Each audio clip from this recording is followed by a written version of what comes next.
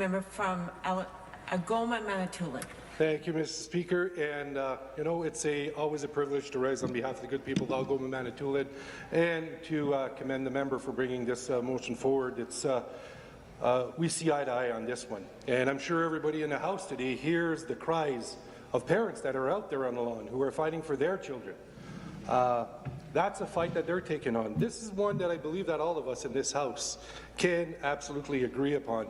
And I want to take more of a little bit of a positive note to tell you how this has affected my life and given me new friends.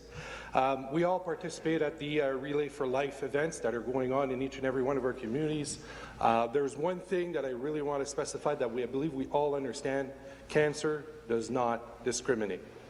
It takes away mums, dads, grandmas, grandpas, neighbors, and kids. And sometimes we wonder, what is he thinking above there to taking one of our most precious gifts that we have?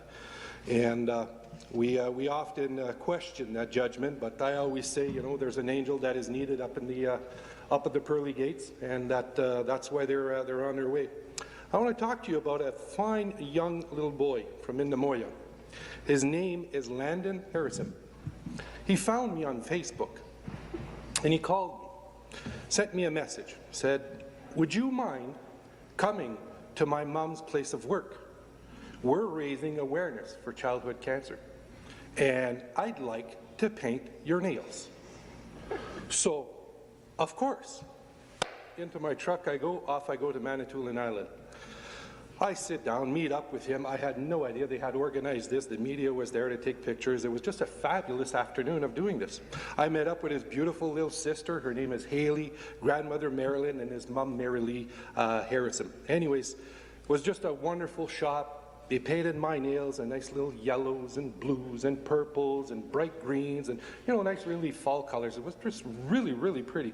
And if you ever want to get out of your comfort zone, and this is what awareness is all about, getting out of your comfort zone so that you can create awareness. And mind you, I have no problem getting out of my comfort zone. I actually look at opportunities to getting out of my comfort zone to raise awareness for a vast amount of issues that I actually believe in.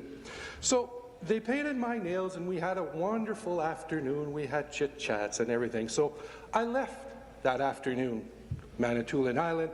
I went to meet up with the Cattlemen Association that afternoon.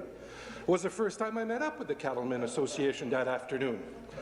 Mind you, it was the first time they met up with their local member of parliament that afternoon as well. And when I extended my hand to shake hands with them, they went, "Whoa, look at his painted nails." And he took a step back and we're wondering, what the heck are we getting involved with? This is our member? You explained the situation and everybody goes, "Oh yeah, that's right. Good on you. Good on you for doing that." So I left that event after a bunch of chuckles, and I'm leaving with my wife off of Manitoulin Island. Madam Speaker, I was going too fast. My wife and I, we were in a heated exchange at the moment, and one of our finds from the province pulls me over. And I'm not making this up. You can't make this story up. This happened. It was actually one of my columns in my writing. So the police officer pulls me over, comes over to my window, and I can see from the rearview mirror he is not impressed. So he comes over, rolls down my window. I turn around, look at him. He says, "I have no explanation. I'm sorry. You got me. I was going too fast." Drivers and registration. I reach into my glove compartment and pull him out. He does. What the heck? Sees my nails that are painted. And he questions me. He says, he just looks at that. I said, "Well, do you want the explanation?" He goes, "No." I said, "Well, you're going to get it anyways." So I give him the explanation as to what I was doing. He hands me back my slip, tells me, "Now I understand, Mr. Mantha. You're rushing home to finish buffing your nails. Slow down. Have a nice day." Now, the story doesn't end there, because I did in turn around the next day and made an extra donation because of the speeding ticket I got out of. The extra charge, because I was going to get charged a hefty amount that day. And I called Landon and I said, "Thank you very much for what you did for me by painting my nails. You basically saved my wallet," is what you did. Now, developing that relationship with him, he often comes back. And I want to let everyone know that Landon has been in remission from his cancer that he had gone through for, I believe, 6 or 7 years now. And he often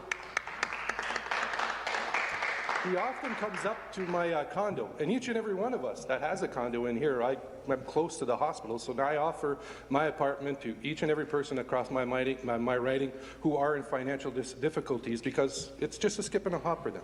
Plus, it gives me company, and sometimes when a mom or a grandpa or even a dad comes over, I get to have a free supper and company at home when I go back home. So it's always nice to have them. So those are some of the stories that I have, and these kids love to come up. They walk down Yonge Street, go up Bay Street, go down to the aquarium, and each and every one of us have that opportunity to open up our hearts and give some of our homes to them. So I would encourage you all to doing it, and I want to commend the member for bringing this forward. Thank you.